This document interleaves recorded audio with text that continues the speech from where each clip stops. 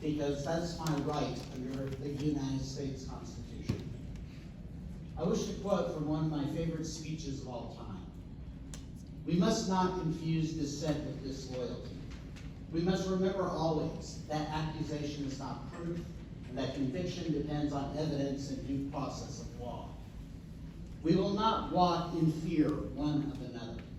We will not be driven by fear into an age of unreason. We dig deep in our history and our doctrine, and remember that we are not descended from fearful men, not from men who fear to write, to speak, to associate, and to defend causes that were for the moment unpopular. These comments were made by CBS journalist Edward R. Murrow during his See It Now broadcast on March 9, 1954. He was speaking of the climate of fear, oppression, and censorship that gripped the nation as Senator Joseph McCarthy waged his paranoid crusade against alleged communists in the United States.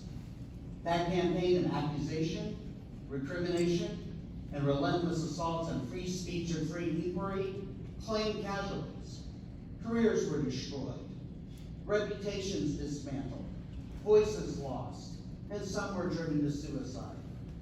But even if McCarthyism never completely went away, McCarthy saw himself politically exiled in ignominy, his enablers regarded as objects of scorn, and those brave enough to stand up for freedom are now seen as heroes.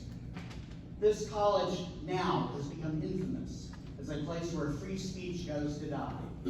For now, the administration's and the board's policy of firing professors who speak out on matters of public concern,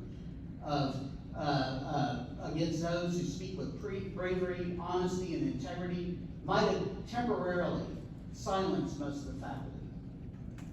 This, however, is but the passing of a season. In the end, we on the faculty will not live in fear one amongst the other. We know at this place, the very future of colleges and universities as places of free and unfettered inquiry are in peril. The stakes are too high for us to surrender. We have the truth on our side. We have morality on our side. We have the law on our side. And we have the Constitution on our side. Regardless of the odds of the moment, we will prevail.